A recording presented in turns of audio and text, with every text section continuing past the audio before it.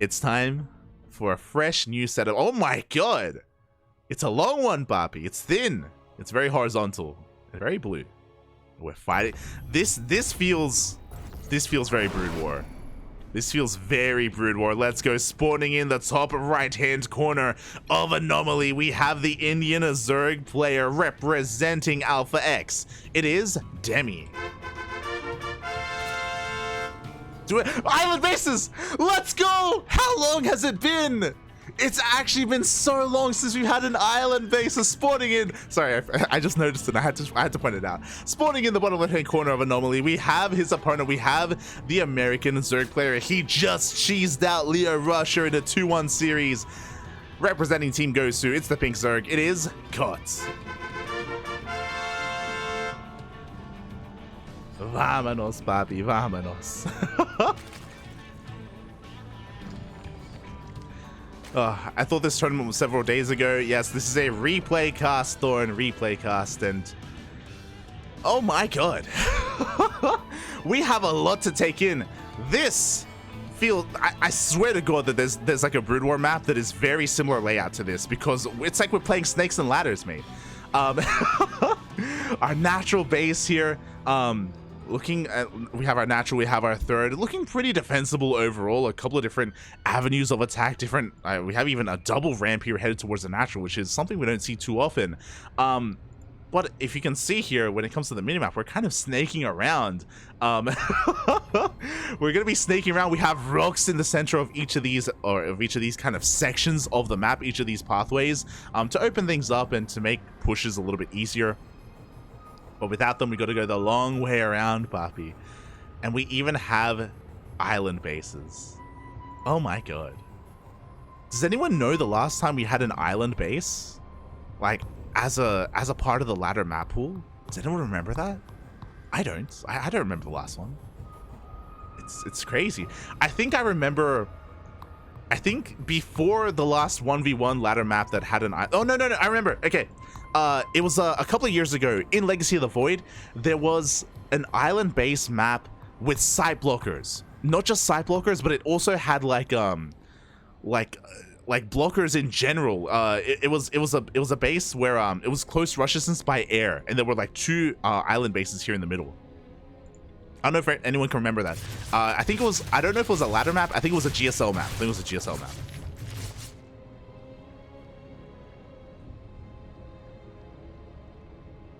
Oh, let's go. Oh, and yeah. Oh, the players picked the wrong map. No! Oh, Smurge. This is the wrong Anomaly. Shout out to Random Hyper 1. Oh, okay.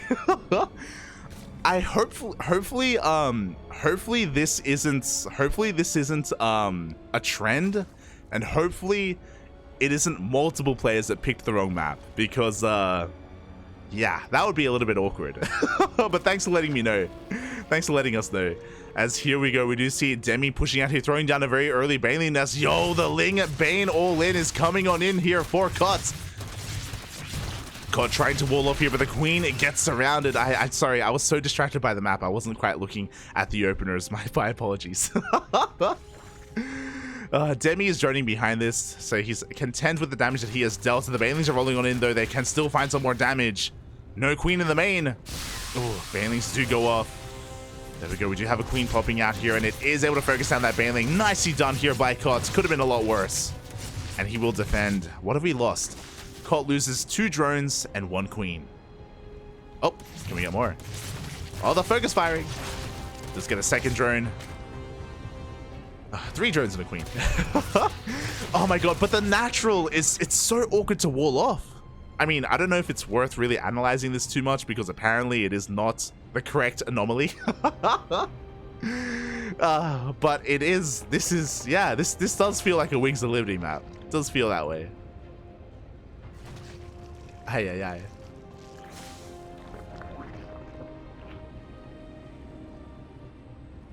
Hopefully this isn't a HOTS map. I swear this map was a finalist in TLMC already. -0 made this map over 5 years ago. There you go, mate. There you go. As Demi's just looking to keep that pressure up as well. Again, he's looking to even punish Koht for skipping the Bailey nest. He was trying to wall off and rush into two-base Roach. But alas, because of all these lings, he's going to have a hard time expanding and taking a third. Rushing into his own lair.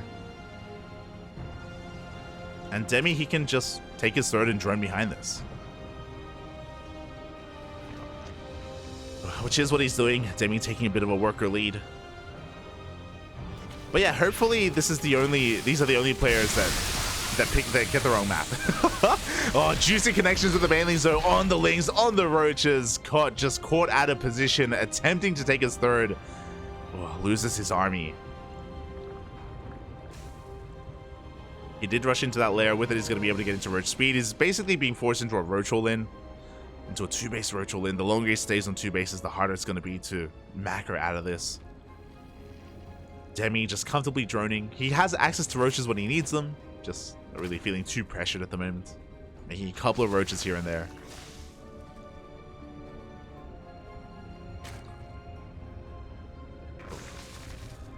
Yeah, we'll see if Koht can pull something off here.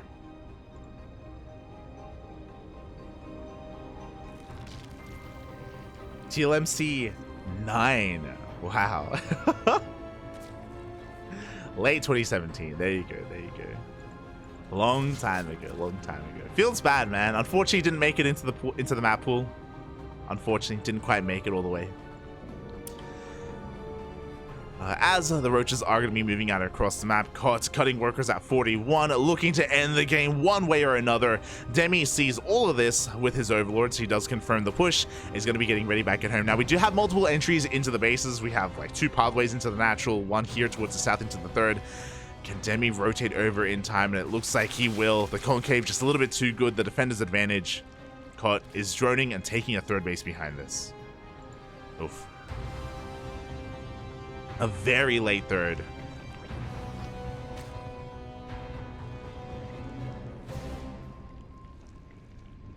And because it's a mirror matchup, it's going to be hard here to really...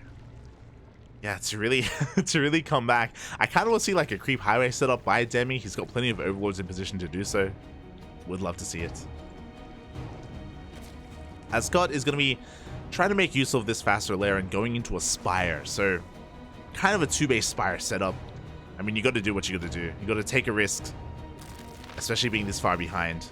Demi going for a big counterattack. He's already got +1 range. He's got +2 range on the horizon as well. So does Koht, to be fair. But Demi just has such a massive supply lead. I love it. He even has a couple of lings getting ready to go for a run by. Just like slip into a mineral line. Here we go. We do see Demi dancing here with the army. And as he distracts the army, those lings do slip into the natural. Oof. So even if Demi wasn't able to break the 3rd, he's still getting economic damage done regardless. Roach is pushing him forward. GG gets called, and Demi takes the first game. On the wrong map, apparently. Oh, Smooch, Bobby Smooch. GG, though. GG. Well played.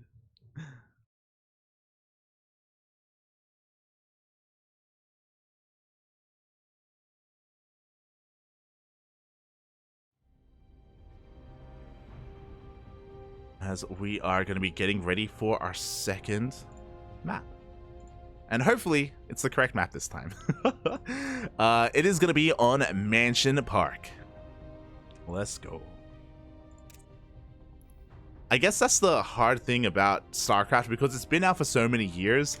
I imagine there are maps that have the same names, right? Like, I imagine there are like multiple maps that just happen to have the same name, and there can sometimes be these confusing instances. As this map is very blue. Jesus. Oh my god. It's insanely blue. It's even bluer than Blue Shift. And here we go, spawning in the bottom right-hand corner of Mansion Park. We have the Indian Zerg player representing Alpha X. It, currently up 1-0 in this best of 3 series. It is Demi. And spawning in the top left-hand corner of Mansion Park, we have his opponent. We have the pink Zerg player representing Team Gosu. It is Koht. Yo, there's something about this pink Zerg look on like the blue surface. Looks nice. It's interesting. All right, here we go. It's snowing. Let's go. The Winter Wonderland has returned. We even have a shout out to the Alliance logo at the natural. We've got trees. It's beautiful. This kind of reminds me of, I can't remember which map it was, but we had a Christmas map. Oh my god, it's Alliance versus Horde, I guess. Blue versus red. Okay, let's go. But we had a Christmas map made. It wasn't made for us, but it was made a couple of years ago that we did feature in one of our tournaments. Can't quite remember who made it. Where it would play like the Christmas Carol, and it was before like this snow effect was added in, and there was like a manual snow effect added instead. A lot of fun. As we get into this.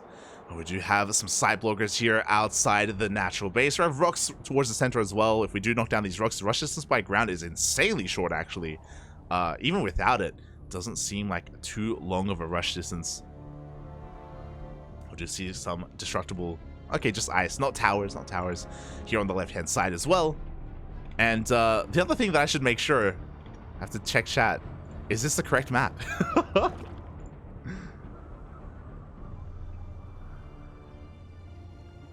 Pink on blue. Oh, exactly. So I guess WTL is going to be overlapping with ESL Korea tomorrow. It will. And we're going to be casting both. Or we're going to be going from one into the other as best we can. Oh boy. But yeah, this third base, this triangular third is looking a lot more exposed compared to what we've been seeing in the previous round. We've got high ground surrounding it on all sides. Just... gonna be pretty intense. Here on the right hand side, the more linear third base, also a little bit more open as well. So not just the shorter rush distance, but also some of these bases are looking a little bit more exposed.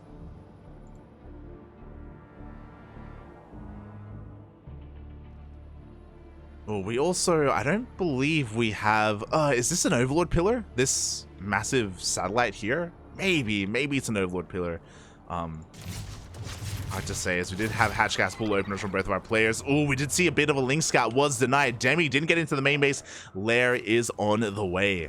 Koht is getting away with this so far, as he's going for another 2-base opener. Meanwhile, Demi, just standard play, hatch gas pool into a third hatchery.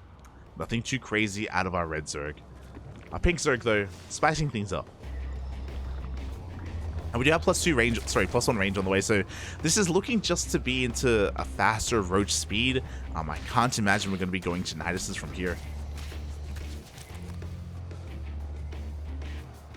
Oh, we even have the carpet. Am I crazy? Does the carpet make it look like this hatchery is off-center? It feels like there's more space on the left than the right, but I could be crazy.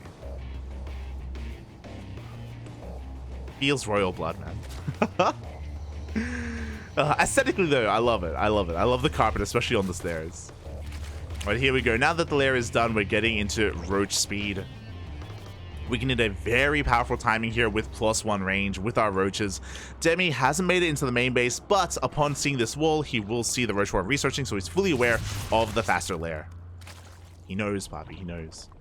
As a reaction, he's just going to be saturating through his 2 bases. He's going to be taking additional gases and going to be getting into his own roaches. Again, upon seeing the 2-base play, he knows that he doesn't have to throw down a Bailey Nest. Would be a waste.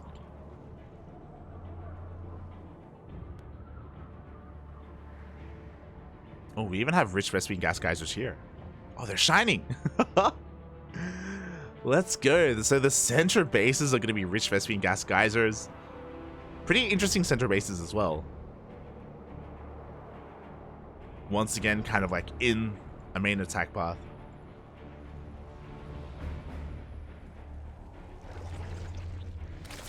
I think there's a part of me that feels like there used to be an era where we had so many snow maps, then we lost them for a while. And I know that we have altitude nowadays, but like I feel like we get it vetoed more often than not, so we don't see it that often. I appreciate getting it once again.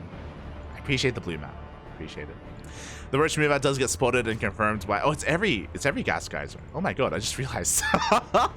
It's not just the rich Vespine gas geysers. They all have that visual effect. Okay, I guess it's meant to be like a hearth, like a... like warmth, I guess, but these ones don't. Okay.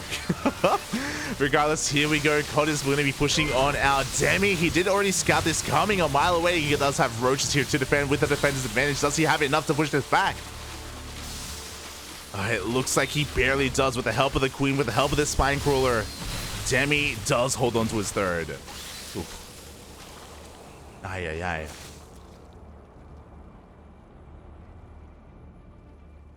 Wait, is it only select bases that has this? So we got the center bases. Towards the south, yeah, these ones as well. Okay, interesting. Wait, is there a reason for that?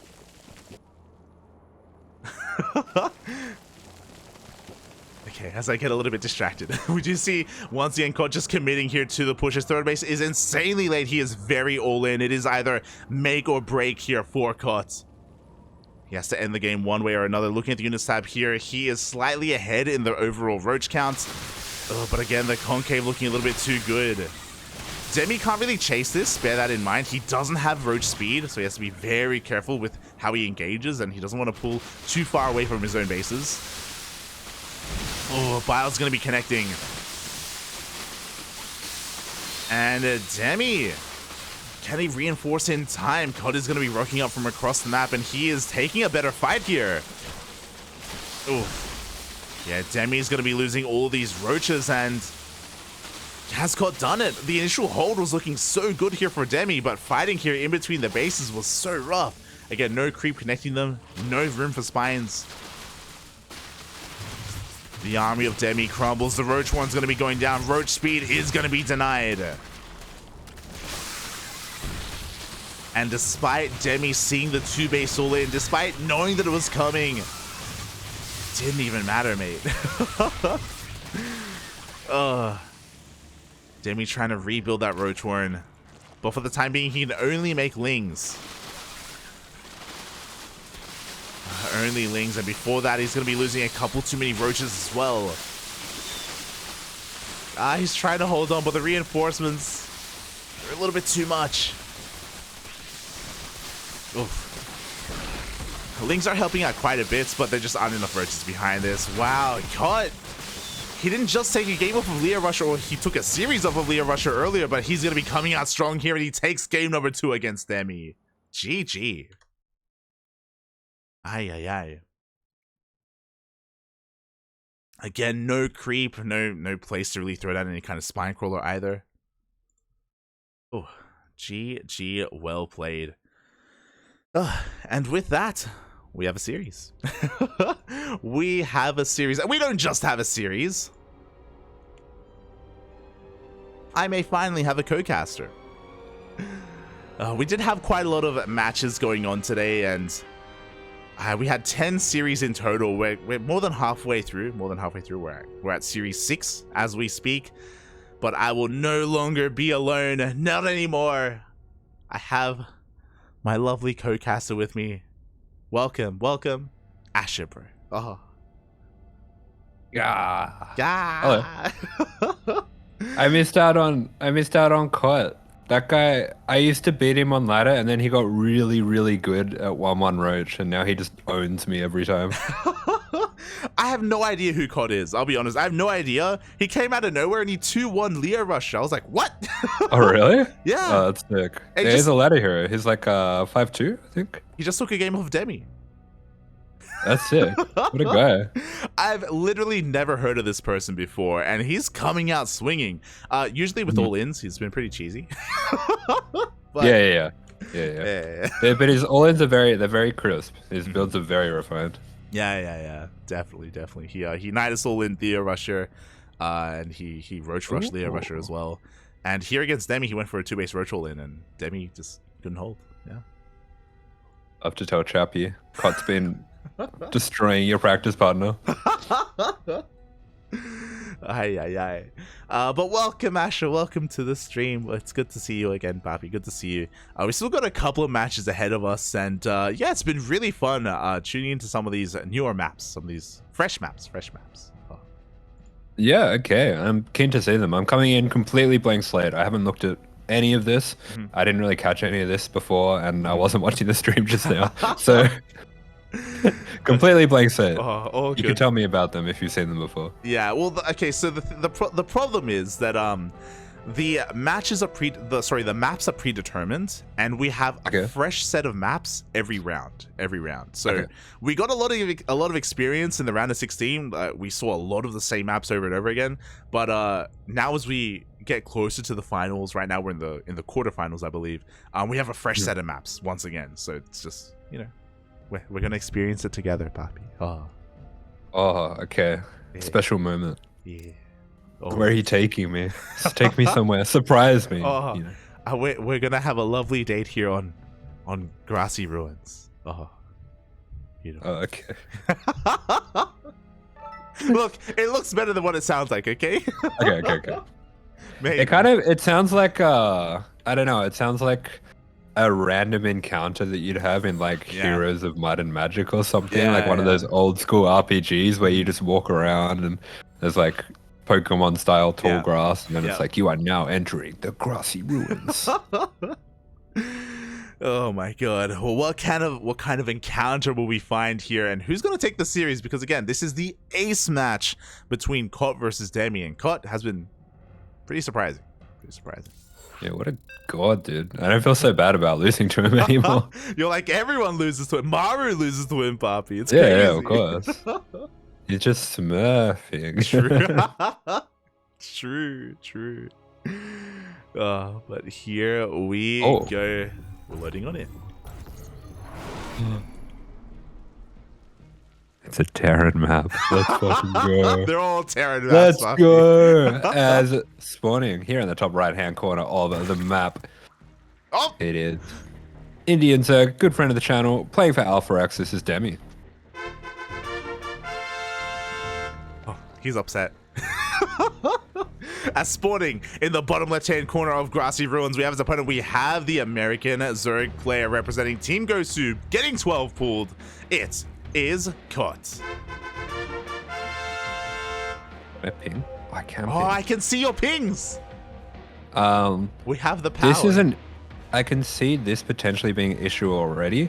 We had this on Royal Blood before. These tiles that are sitting over the top of the creep, I'm guessing you can hide mines underneath them. Oh, it's fine. Don't worry about it. Something to watch out for. Yeah. It's things like that which I imagine get ironed out in the iteration phase of the TLMC. All right, let's have a little tour. I know you can't see what I'm seeing, so I'm going to try to tell you what I'm looking at. First thing I'm going to look at is outside the natural here. This ramp without the rocks broken is crazy narrow, and these corners here next to this ramp, tanks up there are going to be super nasty. It's a good thing it looks like a castle because it's going to act like one too. There you go, Papi. There you go. It's such a shame because I would love to like take a tour of the map. But Demi is 12 pulling and Lings are coming across the map. So like it's okay, they're almost there. Also, through the middle here, we have rocks in the middle. If these rocks open up, it's super open through the middle, like super open through the middle. That could be really hard to deal with. Yeah, we casted this map earlier and I said the same thing. I was like, mate, if these rocks ever go down, it's like just a big open field. It's crazy. Yeah, it's actually mental. Oh my God. God. I mean, apart from that, 6 bases on each side. That's Terran Dream. Easy split map. Easy, Papi. Here we go. The Lings do arrive. Boys are being pulled here, but drones are already going to be going down, which is definitely a good thing here for Demi. He gets 2, 3. Oh, God.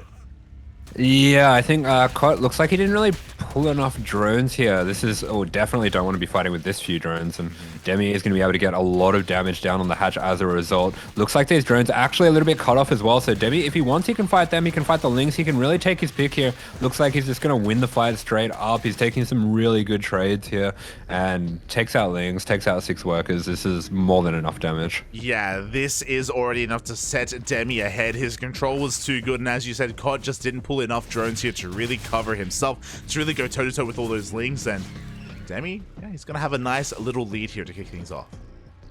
Yeah, Demi gonna get the follow-up scout as well. Sees that Ling speed is being researched right away, so he's gonna know exactly what he's working with and will be pretty comfortable to defend the counterattack here.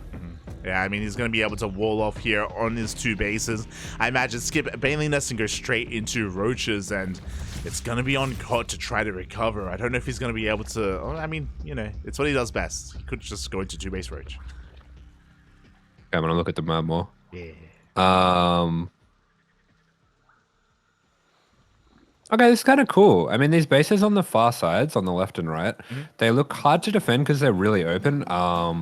But they have this big terrain to the left of them that actually means that you can probably set up defensively there pretty nicely. Yeah. I do worry a little bit whenever there's a dead space like this in between three bases.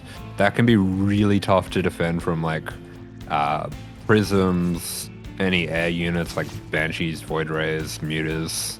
These kind of areas tend to be super abusive. I could see 2-on-1 being crazy strong on this map actually. Yeah. I mean, it's really cool to like get a little bit more Terran insight when it comes to that sort of thing. It's something that we haven't really been paying too much attention to when it comes to some of that. We've been seeing some wild maps. I don't know, maybe I'll send you the replay later. There's a map that has the thinnest divides between like pathways I've ever seen. It's like imagine a maze, but the walls are like 1 centimeter thick, so units can't go over them, but like tank line, you can shoot over them. It's crazy. It's I've never seen it before. Like I've never seen anything like it before. Yeah.